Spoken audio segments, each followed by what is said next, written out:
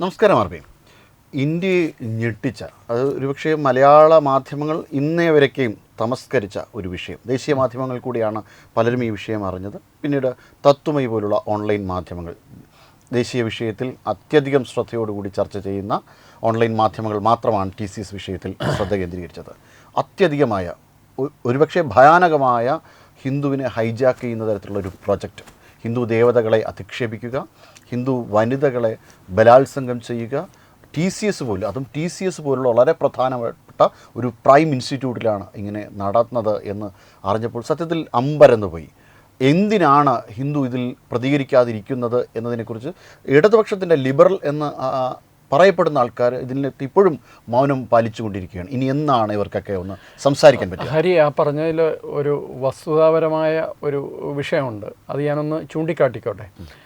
ഒന്ന്, ദേശീയ മാധ്യമങ്ങൾ ഈ വാർത്തകൾ റിപ്പോർട്ട് ചെയ്തതിന് ശേഷമല്ല തത്വമയി പോലെയുള്ള നമ്മൾ ഡിജിറ്റൽ പ്ലാറ്റ്ഫോമുകൾ മലയാളത്തിൽ ഇത് എടുത്തത്. ശരിക്കും പറഞ്ഞു കഴിഞ്ഞാൽ ഈ പറയുന്ന സെക്സ് സ്കാൻഡൽ അല്ല അത് കൃത്യമായിട്ടൊരു ജിഹാദി പ്രവർത്തനമാണ്. അതിൻ്റെ പിന്നിൽ മനുഷ്യക്കടത്തുണ്ട്, അതിന് ഒരു മലേഷ്യൻ ബന്ധമുണ്ട് എന്ന് ആദ്യം റിപ്പോർട്ട് ചെയ്തത് നമ്മളാണ്, തത്വമയിയാണ്. അപ്പോൾ അതേ രാത്രിയിലാണ് ദേശീയ മാധ്യമങ്ങളിലും ഈ വാർത്ത വന്നത്. പിന്നെ മലയാള മാധ്യമങ്ങൾ പൂർണ്ണമായിട്ട് ഇത് തമസ്കരിച്ചു എന്ന് ഇനിയും പറയാൻ പറ്റില്ല. കാരണം ഒരു 24 മണിക്കൂർ അല്ലെങ്കിൽ 48 മണിക്കൂറിൻ്റെ ഗ്യാപ്പിന് ശേഷം മലയാള മാധ്യമങ്ങൾ ഒന്നിനു പുറകെ ഒന്നായിട്ട് ഈ വിഷയം കൊടുത്തു തുടങ്ങിയിട്ടുണ്ട്. അത് പ്രത്യേകിച്ച് ചാനലുകൾ, സാറ്റലൈറ്റ് ചാനലുകൾ, ചില പത്രങ്ങൾ, അത് വളരെ ചുരുക്കത്തിൽ. സാറ്റലൈറ്റ് ചാനലുകൾ തന്നെ, മലയാളത്തിലെ പ്രമുഖ ചാനലുകളൊക്കെ ഇത് കൊടുക്കുന്നത് വളരെ പൊതിഞ്ഞ്, ഒന്ന് ഉരുട്ടിപ്പരട്ടി അല്പം സോപ്പൊക്കെ ഇട്ട് കുറച്ച് വെളുപ്പിച്ച് ഒക്കെയാണ് ഇത് കൊടുക്കുന്നത്. പക്ഷേ ഇത് ശരിക്കും പറഞ്ഞു കഴിഞ്ഞാൽ ഹരി, ഇത് ഡിജിറ്റൽ മീഡിയയുടെ ഒരു വിജയം കൂടിയാണ്.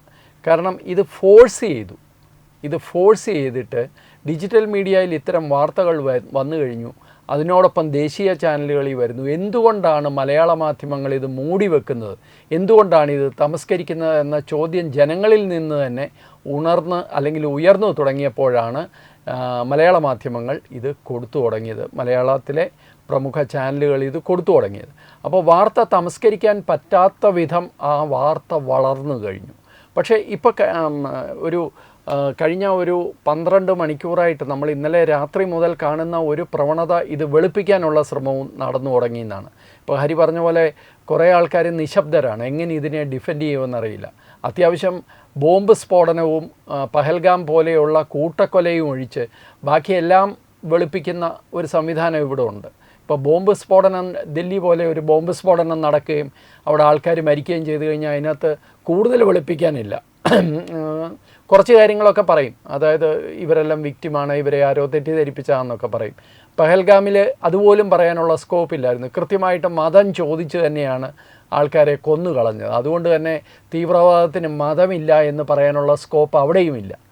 പക്ഷേ ഇതുപോലെ ഇത്രയും വലിയ ഇപ്പം നേരത്തെ താങ്കൾ സൂചിപ്പിച്ച പോലെ TCS പോലെ ഒരു സ്ഥാപനത്തിൽ ഇത്രയും ഓർഗനൈസ്ഡ് ആയിട്ടുള്ള ഒരു ക്രൈം നടന്നിട്ട് അത് പുറത്തു വരുമ്പോൾ ഞെട്ടൽ പ്രകടിപ്പിക്കുകയും, ശരിയാണ്, ഇത് പാടില്ലാത്തതാണ്, ഇത് നമ്മളുടെ ഒരു സെക്യുലർ ഫാബ്രിക്കിന് എതിരാണ് എന്നെങ്കിലും, സെക്യുലറിസം അവിടെയും ഉപയോഗിച്ചോട്ടെ, ആ വാക്കെങ്കിലും പറഞ്ഞുകൊണ്ട് ഇതിനെ എതിർക്കുന്നതിന് പകരം പൂർണ്ണമായിട്ട് മൗനത്തിൽ പോയ ആൾക്കാർ ഇപ്പോൾ പതുക്കെ ഇത് വെളുപ്പിച്ചു തുടങ്ങിയിട്ടുണ്ട്.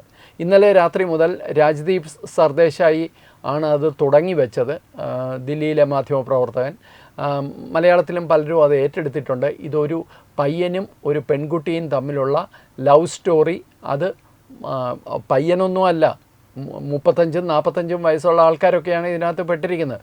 അവരെല്ലാം വിവാഹിതരുമാണ്. ഇനി എന്തു ആയിക്കോട്ടെ.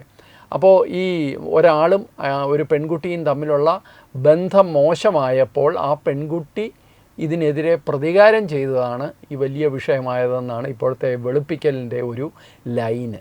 അല്ല, ഇത് ഇവർ പറയുന്ന ഏറ്റവും ഒരു ഭയപ്പെടുത്തുന്ന ഒരു സംഭവമുണ്ട്. ഇത് ധാരാളം ഹിന്ദുക്കൾ ഇസ്ലാമിനെ ആക്രമിച്ചതിന് തുല്യമാകില്ലല്ലോ ഇത് എന്നൊക്കെയാണ് പറയുന്നത്. ഒരു ലെഫ്റ്റ് ലിബറൽ, ഒരു അർബൻ നക്സൽ പറഞ്ഞതാണിത്. അതായത് ഒരു ധാരാളം ഹിന്ദുക്കൾ ഇസ്ലാമിനെതിരെ ശക്തമായ ഒരുപാട് ആക്രമണം നടത്തിയിട്ടുണ്ട്. അവർ തിരിച്ചെന്തെങ്കിലും ചെയ്തതിന് ഇത് വലിയ ഭയാനകമാക്കേണ്ടത്. എവിടെയാണ് ഈ ഹിന്ദുക്കള് സംഘടിതമായിട്ട് അതാണ് മനസ്സിലാവുക ആക്രമിച്ചു എന്ന് പറയുന്നത്? ഇത് പറയുന്നത് ഇപ്പോൾ ഒറ്റപ്പെട്ട സംഭവങ്ങൾ എല്ലായിടത്തും ഉണ്ടായിട്ടുണ്ട്. ഇപ്പോൾ ഹിന്ദുക്കൾ മാത്രം. നുപുർ ശർമ്മ ഇപ്പോൾ എവിടെ? നുപുർ ശർമ്മ എവിടെ? ഇവിടെ ഒരു തയ്യൽക്കാരനെ തല വെട്ടി CCTVയുടെ മുമ്പിലിട്ടല്ലേ വെട്ടിക്കൊന്നത്. അയാളൊരു TV ചർച്ചയുടെ കമൻറ്റിന് അനുകൂലമായിട്ട് കമൻറ്റ് ചെയ്തു എന്നൊക്കെയുള്ള ഇതായിരുന്നു. അപ്പോൾ അങ്ങനെ ഒറ്റപ്പെട്ട സംഭവങ്ങൾ ഉണ്ടായിട്ടുണ്ട്. നമ്മളും അത് കഴിഞ്ഞ റിപ്പോർട്ടിലും പറഞ്ഞിട്ടുണ്ട്. ഇപ്പോൾ പശുവിറച്ചി കൈകാര്യം ചെയ്തു എന്നൊക്കെ പറഞ്ഞ ആൾക്കാരെ ഉപദ്രവിക്കുന്നു എന്നൊക്കെ പറയുന്ന ഒറ്റപ്പെട്ട സംഭവങ്ങളുണ്ട്. ഇതല്ലാതെ സംഘടിതമായ ആക്രമണം എവിടാണ്? ഇനി പറയാൻ പോകുന്നത് ഗുജറാത്താണ്. ഗുജറാത്തിൽ വംശഹത്യ എന്നാണ് പറയുന്നത്. ഗുജറാത്തി വംശഹത്യ എന്ന് പറയുന്നത്. ആ വംശഹത്യ എന്നുള്ള വാക്ക് കൃത്യമായിട്ട് ഉപയോഗിക്കുന്നതാണ്. ഗുജറാത്തിൽ മരിച്ചവരുടെ കണക്കെടുത്തു കഴിഞ്ഞാൽ അതിൽ ഹിന്ദുക്കളുമുണ്ട്, മുസ്ലിങ്ങളുമുണ്ട്. പക്ഷേ മുസ്ലിങ്ങൾക്കെതിരായ സംഘടിതമായ വംശഹത്യ എന്ന് ഇവർ പറഞ്ഞ് അതങ്ങ് ഉറപ്പിച്ചിട്ടുണ്ട്. അങ്ങനെയാണെങ്കിൽ കശ്മീരിൽ നടന്നത് എന്താണ്? അല്ല, ഗുജറാത്തിൽ നടന്ന സംഭവം തന്നെ വംശഹത്യയുടെ ആദ്യ തുടക്കം ഹിന്ദു വംശഹത്യയാണ്. ആദ്യം വംശഹത്യയാണ്. അല്ല, ഇതിനകത്ത് ഞാൻ എടുത്തു പറയുന്ന ഒരു കാര്യം ശ്രദ്ധിച്ച് ഹരിയും കേൾക്കണം, നമ്മുടെ പ്രേക്ഷകരും കേൾക്കണമെന്ന് ആഗ്രഹമുണ്ട്. ഈ ഗുജറാത്തിൽ നടന്ന സംഭവത്തിന് ശേഷവും ഗുജറാത്തിലെ മുസ്ലിങ്ങൾ ഇന്നും ഗുജറാത്തിൽ തന്നെയാണ് ജീവിക്കുന്നത്. ആ ഒരൊറ്റ സംഭവത്തിന് ശേഷം ഗുജറാത്തിൽ ഒരു വർഗീയ ലഹള ഉണ്ടായിട്ടില്ല. മുസ്ലിങ്ങൾ ഇപ്പോഴും അവിടെ സുഖമായിട്ട് അവിടെ ജീവിക്കുന്നു. പക്ഷേ കശ്മീരിൽ വംശഹത്യ എന്ന് വിളിക്കാത്ത വർഗീയ കലാപവും വർഗീയ പീഡനവും ഉണ്ടായിട്ടുണ്ട്. കശ്മീരിലെ ഹിന്ദുക്കൾ എവിടെയാണ്? കശ്മീരിലെ ഹിന്ദുക്കൾ കശ്മീരിലൊഴിച്ച് ഇന്ത്യയുടെ എല്ലാ ഭാഗങ്ങളിലും ലോകത്തിൻ്റെ എല്ലാ ഭാഗങ്ങളിലും ഉണ്ട്. പക്ഷേ അതിനെ അവർ വംശഹത്യ എന്ന് വിളിക്കില്ല. ഈ ഇരട്ടത്താപ്പ് മനസ്സിലാക്കണം. അതായത് ഗുജറാത്തി വംശഹത്യയാണ്, പക്ഷേ ഗുജറാത്തിലെ മുസ്ലിങ്ങൾ ഇപ്പോഴും ഗുജറാത്തിലുണ്ട്. കശ്മീരിലെ വംശഹത്യ എന്ന് ആരും വിളിക്കില്ല, പക്ഷേ കശ്മീരിലെ മുസ്ലിങ്ങൾ കശ്മീരിലെ ഹിന്ദുക്കൾ കശ്മീരിലൊഴിച്ച് ബാക്കി എല്ലായിടത്തും ഉണ്ട്. ഈ ഇരട്ടത്താപ്പാണ് നടക്കുന്നത്. അപ്പോൾ അങ്ങനെ വെളുപ്പിക്കുന്ന ആൾക്കാർ ഇതും വെളുപ്പിക്കുന്നതിൽ നമുക്ക് അത്ഭുതമൊന്നും തോന്നുന്നില്ല. പക്ഷേ ഇത് ജനങ്ങൾക്കിപ്പോൾ ബോധ്യമായി വരുന്നുണ്ട് എന്നാണ് വിവിധ ഭാഗങ്ങളിൽ നിന്നുള്ള റിപ്പോർട്ടുകൾ സൂചിപ്പിക്കുന്നത്. അതെ, തീർച്ചയായിട്ടും അവിടെ ഒരു വളരെ ഓർഗനൈസ്ഡ് ആയിട്ടാണ്. ഇപ്പോൾ TCS പോലുള്ള സ്ഥാപനത്തിൽ വളരെ ഓർഗനൈസ്ഡ് ആയിട്ട്, അതും HR ഡിപ്പാർട്ട്മെൻറ്റ് അറിഞ്ഞുകൊണ്ട് ഇത്തരത്തിലുള്ളൊരു പദ്ധതി അവിടെ ആവിഷ്കരിക്കുകയും ഈ ഡാനിഷ് ഷെയ്ഖ് പോലുള്ള ആൾക്കാരെ സ്വതന്ത്രമാക്കി വിടുകയും ചെയ്ത് ഈ ഭീകരവാദികളെ, അതിൽ കൃഷ്ണനെ വുമണൈസറായിട്ടും പാഞ്ചാലിയെ ഒരു എന്താ പറയുക ഒരു പുരുഷന്മാരുടെ ലൈംഗിക ദാഹം ഉള്ള ആളായിട്ടും ഇങ്ങനെ പല രീതിയിലാണ്. ഇപ്പം നമ്മൾ മനസ്സിലാക്കുന്ന അനുസരിച്ച് വളരെ കൃത്യമായിട്ട് ഇപ്പോൾ ഇതിൽ കൂടുതൽ അറസ്റ്റുകൾ ഇതിൽ നടക്കും എന്നുള്ള ഒരു കാര്യം കൂടി ഞാൻ പ്രേക്ഷകരെ അറിയിക്കുകയാണ്. കാരണം ഇതിനകത്ത് ഇപ്പോൾ ഒരു രാജാ മെഹ്മാൻ എന്ന് പറയുന്ന ഒരു വ്യക്തിയുടെ പേരും കൂടി ഇപ്പോൾ അന്വേഷണത്തിൽ പൊങ്ങി വന്നിട്ടുണ്ട്. അയാൾ ഒരു 45 വയസ്സുള്ള ആളാണ്. അപ്പോൾ അങ്ങേരും അവിടുത്തെ ടീം ലീഡോ മറ്റോ ആണ്. അപ്പോൾ ഇതുപോലെ ഇതുവരെ അറസ്റ്റ് ചെയ്യപ്പെടാത്ത ആൾക്കാരും ഇതിനകത്ത് ഇനിയുണ്ട്. ഈ വല കുറച്ചുകൂടി വ്യാപകമാണ് എന്ന് തെളിയിക്കുന്നതാണ്. അപ്പോൾ ഈ രാജാ മെഹ്മാൻ ഉൾപ്പെടെയുള്ള ആൾക്കാർ നിരന്തരമായിട്ട് ഹിന്ദു ദേവതമാരെ അധിക്ഷേപിക്കുക, ടേബിളിൽ ശിവൻ്റെ രൂപമോ അല്ലെങ്കിൽ കൃഷ്ണൻ്റെ രൂപമോ വെച്ച് പലരും വർക്ക് ചെയ്യുമ്പോൾ അത് അവിടുന്ന് എടുത്തു മാറ്റാൻ പ്രേരിപ്പിക്കുക, ഇങ്ങനെയുള്ള കാര്യങ്ങൾ. അതായത് അതൊരു വെർബൽ ഹറാസ്മെൻറ്റാണ്. പക്ഷേ ആ വെർബൽ ഹറാസ്മെൻറ്റ് മാത്രമല്ല ഇതിൻ്റെ പിന്നിലുള്ള. ഇത് നിരന്തരമായി അവിടെ ഒരു ഹിന്ദു വിരുദ്ധ അന്തരീക്ഷം സൃഷ്ടിക്കാൻ ഇവർ ഓർഗനൈസ്ഡായിട്ട് പ്രവർത്തിച്ചു. ആ പ്രവർത്തിച്ചതിനെ കണ്ണും കെട്ടി കണ്ടില്ല എന്ന് നടിച്ചിരിക്കുകയായിരുന്നു TCSൻ്റെ മാനേജ്മെൻറ്റ്. ഞാൻ TCSനെ കുറ്റം പറയുകയല്ല. TCSൽ നമ്മളുടെ നിരവധി സുഹൃത്തുക്കൾ വർക്ക് ചെയ്യുന്നുണ്ട്. പക്ഷേ മോഹൻദാസ് പൈ എന്ന് പറയുന്ന ഇന്ത്യൻ കോർപ്പറേറ്റ് വേൾഡിലെ വളരെ പ്രധാനപ്പെട്ട ഒരു ചരിത്രമുള്ള ഒരാൾ കഴിഞ്ഞ ദിവസം ഒരു ദേശീയ മാധ്യമത്തിൽ പറഞ്ഞ് ഇത് വെറും ഈ ഗുജറാത്തിലൊക്കെ ഈ ലാലാമാർ UPയിലുമൊക്കെ ലാലാമാരുടെ നടത്തിക്കൊണ്ട് പോകുന്ന സ്ഥാപനം പോലെ ആയിപ്പോയോ. അതായത് ഒരു കൃത്യമായ സിസ്റ്റം ഇല്ല, ഒരു കൃത്യമായ മോണിറ്ററിംഗ് സംവിധാനമില്ലാതെ ആർക്കും എന്തും ചെയ്യാവുന്ന ഒരു സംവിധാനമായിട്ട് TCS മാറിയോ എന്നുള്ള സംശയം, അത്ഭുതമാണ് അദ്ദേഹം പ്രകടിപ്പിച്ചത്. എനിക്ക് അതിലും ഞെട്ടലോടോ ഉളവാക്കുന്ന ഒരു കാര്യം കൂടി ഞാൻ പറയാം. ഞാൻ എഗെയിൻ പറയുന്നു, ഞാൻ ആ സ്ഥാപനത്തെ കുറ്റപ്പെടുത്തുകയല്ല. വളരെ നല്ല സ്ഥാപനമാണ്, നല്ല ആൾക്കാർ ജോലി ചെയ്യുന്ന സ്ഥാപനമാണ്. പക്ഷേ ഇതുപോലൊരു സ്ഥാപനത്തിൻ്റെ കയ്യിലാണ് പാസ്പോർട്ട് സേവ പോലെ രാജ്യത്തെ വളരെ പ്രധാനപ്പെട്ട ചില സർവീസുകൾ മിനിസ്ട്രി ഓഫ് എക്സ്റ്റേണൽ അഫയേഴ്സ് ഏൽപ്പിച്ചിരിക്കുന്നത് എന്ന് കാണുമ്പോൾ അവിടെയും അന്വേഷണം നടക്കേണ്ടത് അത്യാവശ്യമാണ്. ഇതാരും ഇതുവരെ പറഞ്ഞിട്ടില്ല, ആരും ശ്രദ്ധിക്കാത്ത ഒരു കാര്യമാണ്. പാസ്പോർട്ട് സേവയുടെ എല്ലാ കാര്യങ്ങളും അതിൻ്റെ ഡിജിറ്റലൈസേഷൻ, അതിൻ്റെ സോഫ്റ്റ്വെയർ ഉൾപ്പെടെയുള്ള കാര്യങ്ങൾ ഏൽപ്പിച്ചിരിക്കുന്നത് TCSലാണ്. TCSൽ ജിഹാദികൾ കയറിയിട്ടുണ്ട്. TCSൽ ജിഹാദികളുണ്ട്. ജിഹാദികൾ മറ്റുള്ളവരെ കൂടി ആ വലയത്തിലേക്ക് പിടിച്ചിടാൻ ശ്രമിച്ചിട്ടുണ്ട്. ഇത് തെളിഞ്ഞ സ്ഥിതിക്ക് തീർച്ചയായിട്ടും ഇത് അന്വേഷിക്കപ്പെടേണ്ട വളരെ പ്രധാനപ്പെട്ട കാര്യമാണ്. രാജ്യത്തിൻ്റെ വിദേശകാര്യ വകുപ്പും ആഭ്യന്തര വകുപ്പും ഈ വിഷയം കൃത്യമായിട്ടെടുത്ത് അന്വേഷിക്കുക തന്നെ വേണം. ഈ ഡിജിറ്റൽ ജിഹാദ് വളരെയധികം രൂക്ഷമായിക്കൊണ്ടിരിക്കുകയാണ്. ഡിജിറ്റൽ ജിഹാദാണ് ഏറ്റവും അപകടകരമായിട്ടുള്ള ജിഹാദ്. അതിന് പറയുന്നതിന് മുന്നേ ആമുഖമായിട്ട് മറ്റൊരു കാര്യം കൂടെ പറഞ്ഞിട്ട് അതിലേക്ക് വരാം. ഷിയാസ് കരീം ഈ ഒരു പ്രകടഭാവം, ഇത്തരത്തിലുള്ളൊരു ലവ് ജിഹാദിൻ്റെയോ ട്രാപ്പ് ജിഹാദിൻ്റെയോ ഒക്കെ പ്രകടഭാവം കണ്ടതാണ് 2 ദിവസം മുമ്പേ മലയാളി. അതായത് മലയാളി ഹിന്ദുവിൻ്റെ ഭക്ഷണ സ്വാതന്ത്ര്യത്തിന് മേൽ ഒരു കടന്നുകയറ്റം നടത്തുന്നു. ബീഫ് കഴിക്കാത്ത എന്താ കുഴപ്പം, നീ സംഘിയായോ, നീ BJP ആയതുകൊണ്ടാണോ എന്ന് പറഞ്ഞുകൊണ്ട് ആവർത്തിച്ച് പറഞ്ഞു.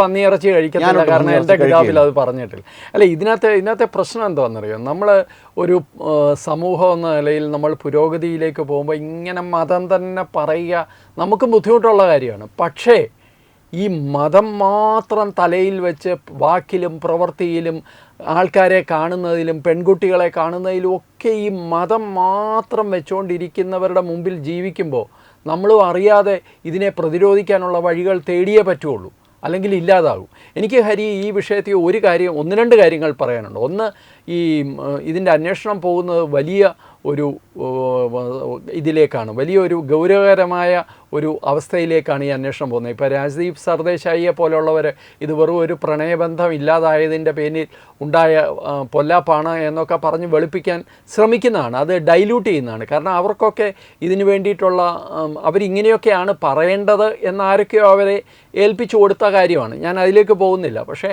അതുകൊണ്ടൊന്നും ഇത് നിൽക്കാൻ പോകുന്നില്ല. ഇത് അതിനപ്പുറം പോവുകയാണ്. ഒരു റിപ്പോർട്ട് ഇപ്പോൾ വരുന്നതനുസരിച്ച് ഈ HR മാനേജർ നിദ ഖാൻ എന്ന് പറയുന്ന വ്യക്തി ദില്ലി ബോംബ് സ്ഫോടനത്തിലെ പ്രധാനപ്പെട്ട ഒരാളായ ഡോക്ടർ ഷഹീനിൻ്റെ അടുത്ത സുഹൃത്തോ ബന്ധുവോ ആണ്. ഇവർ തമ്മിൽ കണ്ടിട്ടുണ്ട് എന്നുള്ള ഒരു റിപ്പോർട്ടും വരുന്നുണ്ട്. ഇതും പോലീസ് അന്വേഷിച്ചുകൊണ്ടിരിക്കുകയാണ്.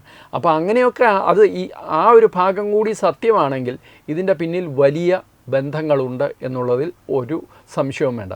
രണ്ടാമത്തെ കാര്യം, ഇതൊരു മനുഷ്യക്കടത്തും കൂടി ഇതിനകത്ത് പ്ലാൻഡ് ആയിരുന്നു എന്നുള്ളതാണ്. മനുഷ്യക്കടത്ത് എന്ന് പറയുമ്പോൾ മലേഷ്യ വഴി എങ്ങോട്ടാണ് ഇവരെ കൊണ്ടുപോകുന്നതെന്നുള്ളത് നമുക്കറിയില്ല. പക്ഷേ കൃത്യമായിട്ട് ഓർത്തോണം, IS പോലെയുള്ള ഭീകര സംഘടനകൾക്ക് ലൈംഗിക അടിമകളായി സ്ത്രീകളെ ആവശ്യമുണ്ട്. അവർക്കത് ലഭിക്കുന്നുമുണ്ട്. ലോകത്തിൻ്റെ വിവിധ ഭാഗങ്ങളിൽ നിന്ന് ഇപ്പോഴും അവർക്ക് ലൈംഗിക അടിമകളെ കിട്ടുന്നുണ്ട്.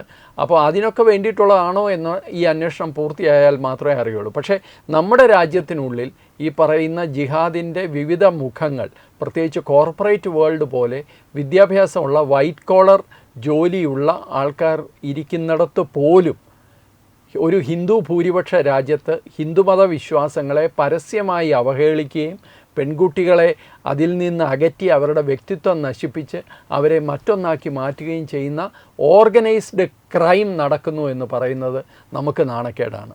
ഇതിനകത്ത് ഒരു കാര്യം കൂടി ഞാൻ പറയാം. പലരും കമൻറ്റ് ചെയ്തിരിക്കുന്നുണ്ട്, ഈ ഹിന്ദു പെൺകുട്ടികൾ ഇതിനു വേണ്ടി പോയിട്ടല്ലേ, അവരനുഭവിക്കട്ടെ, എന്തുകൊണ്ടാണ് ഇവരൊക്കെ വിളിക്കുമ്പോൾ ഈ ഹിന്ദു പെൺകുട്ടികൾ പോകുന്നത്? അവരെ ടാർഗറ്റ് ചെയ്യുന്നതുകൊണ്ടാണ് സുഹൃത്തെ. അവരെ കൃത്യമായി ടാർഗറ്റ് ചെയ്യുന്നുണ്ട്. എല്ലാ ഹിന്ദു പെൺകുട്ടികളും ഇങ്ങനെ പോകുന്നുണ്ടോ? ഇല്ല. ഇവർ ടാർഗറ്റ് ചെയ്യുന്നത് കൃത്യമായിട്ട് സാമ്പത്തികമായി പിന്നോക്കം നിൽക്കുന്ന ആൾക്കാർ, അവർക്ക് എങ്ങനെയും ജീവിക്കാൻ വേണ്ടി സഹായം ആവശ്യമുള്ള ആൾക്കാർ, 2 വീടുകളിൽ സമാധാനമില്ലാത്ത ആൾക്കാർ, വീട്ടിൽ അച്ഛനും അമ്മയും തമ്മിൽ പ്രശ്നങ്ങൾ, അല്ലെങ്കിൽ ഡിവോഴ്സ്ഡായിട്ടുള്ള കുടുംബ ബന്ധങ്ങൾ, അല്ലെങ്കിൽ അതുപോലെ ശിഥിലമായ കുടുംബ പശ്ചാത്തലങ്ങളിൽ നിന്ന് വരുന്ന പെൺകുട്ടികൾ, ഈ പറയുന്ന പോലെ സാമ്പത്തികമായി വലിയ അരാജകത്വം അല്ലെങ്കിൽ വലിയ അരക്ഷിതാവസ്ഥ നേരിടുന്ന പെൺകുട്ടികൾ, ഇവരെ കൃത്യമായി ടാർഗറ്റ് ചെയ്യുന്നതുകൊണ്ടാണ് അവർ വിജയിക്കുന്നത്. അങ്ങനെ വേറെ ഒരു മതക്കാരും, ഹിന്ദുമതം മാത്രമല്ല, ഇപ്പം TCS പോലെയുള്ള സ്ഥാപനങ്ങളിൽ എല്ലാ മതക്കാരും ഉണ്ട്. അവരാരും ഇങ്ങനത്തെ ഒരു ഓർഗനൈസ്ഡ് ക്രൈം ചെയ്യുന്നില്ല. ഇവരത് ചെയ്യുന്നത് കൊണ്ടാണ് ഈ പെൺകുട്ടികൾ പോയി വലയിൽ വീഴുന്നത്. അത് കൃത്യമായി സെലക്ട് ചെയ്യുന്നതാണ്. അവിടെയാണ് ഈ നിദ ഖാനെ പോലെയുള്ളവരുടെ റോള് വരുന്നത്. അവർ ഈ സെലക്ട് ചെയ്യുന്നത് തന്നെ ഇങ്ങനെയുള്ള പെൺകുട്ടികളെയാണ് ജോലിക്കെടുക്കുന്നത്. ജോലിക്കെടുക്കുമ്പോൾ തന്നെ ഇവരെ അസൈൻ ചെയ്യുകയാണ് ഇതുപോലെയുള്ള ഓർഗനൈസ്ഡ് ഗ്യാങ്ങിന്. അപ്പോൾ ഇത് ഒരിടത്ത് നടക്കുന്ന കാര്യം മാത്രമല്ല, ഒറ്റപ്പെട്ട കാര്യവുമല്ല. കൂടുതൽ അന്വേഷണങ്ങൾ ഉണ്ടാകണം. ഞാൻ നേരത്തെ പറഞ്ഞ പോലെ സർക്കാരിൻ്റെ തന്നെ വളരെ സങ്കീർണമായ, വളരെ പ്രാധാന്യമുള്ള വിഷയങ്ങൾ കൈകാര്യം ചെയ്യുന്ന ഒരു സ്ഥാപനം കൂടിയാണ് TCS. തീർച്ചയായിട്ടും വലിയ തോതിലുള്ള, വളരെ ആഴത്തിലുള്ള അന്വേഷണം ഉണ്ടാകണം എന്ന് തന്നെയാണ് നമ്മൾക്ക് പറയാനുള്ളത്. നമസ്കാരം. വിട്ടുവീഴ്ചയില്ലാത്ത നിലപാടുകളുമായി ദേശീയതയുടെയും സമാജത്തിൻ്റെയും ശാക്തീകരണത്തിനു വേണ്ടി തത്വമയിയുടെ ജൈത്രയാത്ര തുടരുകയാണ്. യൂട്യൂബിൽ മാത്രം തത്വമയിക്ക് 10 ലക്ഷം സബ്സ്ക്രൈബേഴ്സിലേക്ക് എത്താൻ ഏതാനും ചുവടുകൾ മാത്രമാണ് ബാക്കി. മറ്റ് സോഷ്യൽ മീഡിയ പ്ലാറ്റ്ഫോമുകളിലും തത്വമയിയുടെ നിറസാന്നിധ്യം തുടരുകയാണ്. ഈ അവസരത്തിൽ ഞങ്ങൾക്ക് നിങ്ങളോടുള്ള അഭ്യർത്ഥന ഞങ്ങളോടൊപ്പം നിൽക്കുക എന്നുള്ളതാണ്. നിങ്ങൾ ഉപയോഗിക്കുന്ന ഏത് സോഷ്യൽ മീഡിയ പ്ലാറ്റ്ഫോം ആണെങ്കിലും ഞങ്ങളുടെ വരിക്കാരാകുക, ഞങ്ങളെ സബ്സ്ക്രൈബ് ചെയ്യുക, നിങ്ങളുടെ സുഹൃത്തുക്കളിലേക്ക് തത്വമയിയുടെ ഈ സന്ദേശം പ്രചരിപ്പിക്കുക. ഞങ്ങളോടൊപ്പം നിൽക്കൂ, രാഷ്ട്രത്തോടൊപ്പം നിൽക്കൂ, ദേശീയതയ്ക്കൊപ്പം സഞ്ചരിക്കൂ.